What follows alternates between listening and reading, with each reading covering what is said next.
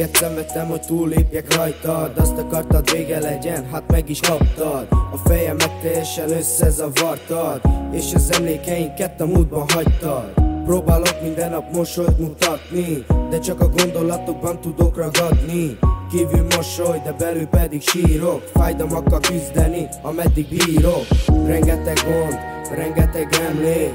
Hogyha visszamennék, semmit nem így tennék. Ha máshogy viselkedtél volna, veled lennék.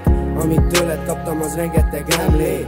Apám, az nincs, már mindent egyedül kell megoldanom. Amikor bajban vagyok, nincs senkinek elmondanom. Megyek a bajokba, mert senki nem szólhat rám. Nincs senki mellettem, csak a két tesóm meg az anyám. Néha bizony azt érzem, hogy a legfontosabb emberek is lelépnek. Minden egyes percben a fájdalom felléget, ezért halt meg bennem, tudod, a reménye. Nem is szeretnék rá gondolni, egy újabb esélyt, azt nagyon meg kell fontolni. Mindig követel, de meg sem merek fordulni. Ez van bennem, a szívemben egy nagy kopi.